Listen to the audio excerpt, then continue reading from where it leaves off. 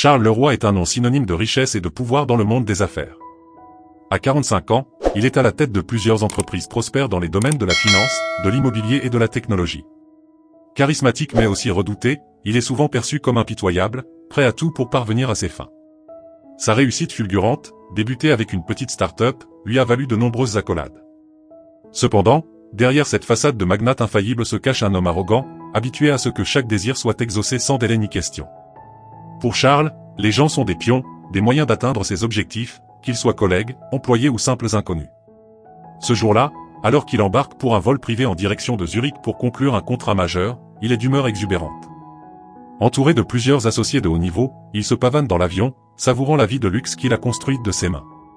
Sophie Martin, de son côté, est une hôtesse de l'air expérimentée, connue pour son professionnalisme et sa capacité à gérer les passagers difficiles. Issue d'une famille modeste, elle a toujours rêvé de voyager et de découvrir le monde. Être hôtesse de l'air n'a jamais été une simple profession pour elle, c'était une vocation, une façon de s'ouvrir à de nouvelles cultures et de rencontrer des personnes de tous horizons. Mais malgré ses années d'expérience, elle sait que le milieu de l'aviation privée est un terrain glissant, où la moindre erreur peut coûter cher. Le vol a commencé depuis une dizaine de minutes lorsque Charles, installé dans un fauteuil en cuir, fait signe à Sophie de s'approcher. D'un geste dédaigneux, il demande un Bloody Mary. Sophie, toujours souriante, s'incline légèrement en guise de respect avant de lui expliquer calmement que l'avion n'est pas équipé des ingrédients nécessaires pour préparer ce cocktail. Aussitôt, le visage de Charles se ferme, et son ton devient glacial. Comment peut-on appeler cela un service de luxe? C'est inacceptable. C'est le minimum que j'attends pour le prix que je paye. Les autres passagers, d'abord silencieux, commencent à murmurer entre eux. Sophie garde son calme et propose plusieurs alternatives, mais cela ne fait qu'enrager davantage Charles. Je n'ai pas besoin de vos suggestions inutiles. Vous n'êtes même pas capable de faire un simple cocktail. À quoi servez-vous, exactement? Le ton méprisant, l'attaque frontale devant tout le monde, font l'effet d'une claque pour Sophie. Son visage pâlit, mais elle parvient à retenir ses larmes. Chaque fibre de son être lui crie de se défendre, de ne pas se laisser faire, mais elle sait que répondre à un homme aussi puissant pourrait lui coûter son emploi. Elle murmure une excuse et s'éloigne, le cœur battant, les mains tremblantes. Le reste du vol se déroule dans un silence pesant pour Sophie. Les regards de ses collègues et des passagers lui pèsent comme des pierres. Certains évitent de la regarder, gênés par ce qu'ils ont vu. D'autres chuchotent, probablement en train de commenter la scène. Elle se sent comme un insecte observé à travers une loupe, chaque mouvement, chaque geste scruté et jugé. Dans l'espace restreint de la cuisine, elle se réfugie quelques minutes, prenant de profondes inspirations pour reprendre le contrôle de ses émotions. Elle repense aux nombreuses formations qu'elle a suivies sur la gestion des passagers difficiles, mais rien ne l'avait préparée à ce genre de confrontation publique et humiliante. Le soutien de ses collègues est timide, certains craignant des répercussions s'il se montre trop solidaire. Lorsque l'avion atterrit enfin, Sophie sent un soulagement mêlé de terreur. Elle sait que ce vol sera gravé dans sa mémoire. En sortant de l'avion, elle croise le regard de Charles une dernière fois. Il semble l'ignorer complètement, comme si elle n'avait jamais existé. Cette indifférence est presque pire que ses mots. Elle se précipite vers sa voiture, les mains tremblantes sur le volant, retenant tant bien que mal les larmes qui menacent de jaillir. Les jours suivants sont un véritable enfer pour Sophie. Elle revit en boucle l'incident dans sa tête.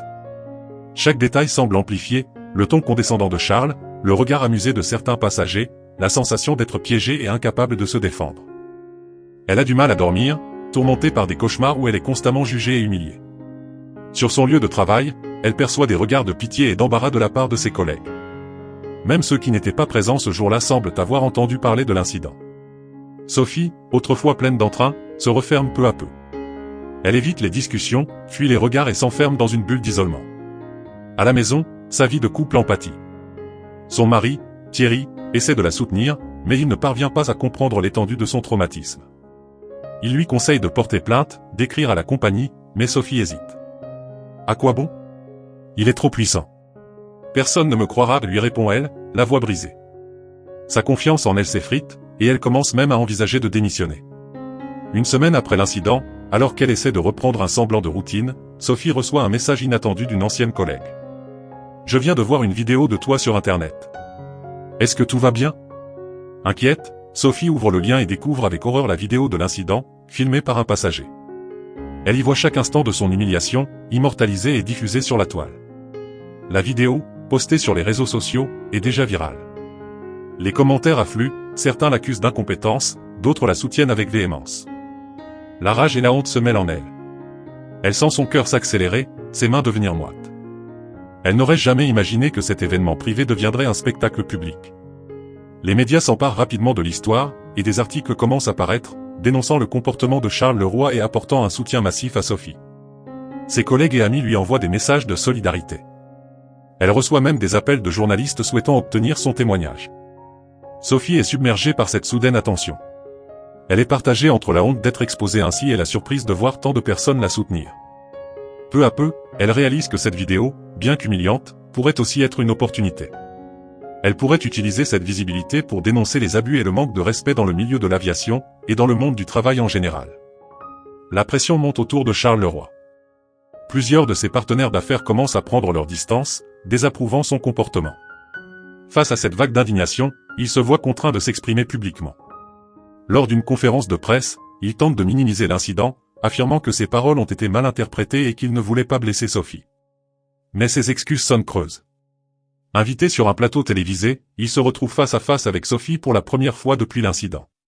Charles, habitué à dominer les discussions, semble mal à l'aise.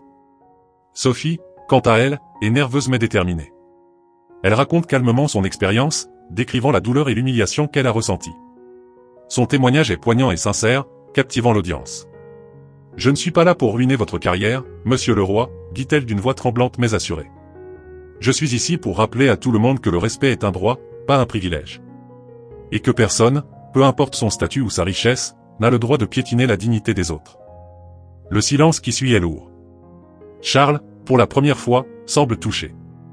Il s'excuse à nouveau, cette fois avec une sincérité palpable.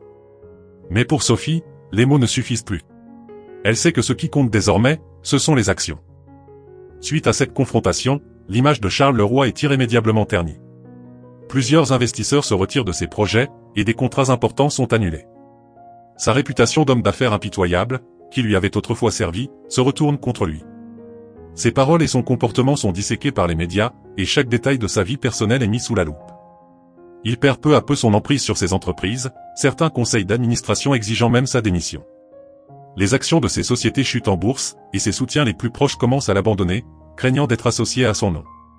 Charles, autrefois au sommet du monde, se retrouve seul, pris au piège de ses propres excès. Sophie, de son côté, devient une figure emblématique de la lutte contre l'abus de pouvoir. Elle est invitée à donner des conférences sur le respect au travail et à partager son histoire dans des forums et des émissions télévisées. Sa voix, autrefois étouffée par la peur et la honte, inspire désormais des milliers de personnes à travers le monde. Elle fonde une association pour soutenir les travailleurs victimes d'abus et de harcèlement, utilisant sa notoriété pour faire pression sur les entreprises et les institutions. Sa carrière d'hôtesse prend un tournant inattendu, et elle se découvre une nouvelle passion pour le plaidoyer et le changement social. Sa résilience et sa force deviennent un exemple pour ceux qui, comme elle, ont été victimes de l'arrogance et de l'injustice. Charles le Roi, autrefois intouchable, a dû affronter les conséquences de ses paroles et repenser la manière dont il traite les autres. Il a appris, à ses dépens, que le pouvoir et l'argent ne protègent pas toujours contre la justice sociale. Sophie, quant à elle, a prouvé qu'il est possible de transformer la douleur en force et d'inspirer le changement. Le respect, peu importe le statut ou la profession, est un droit fondamental.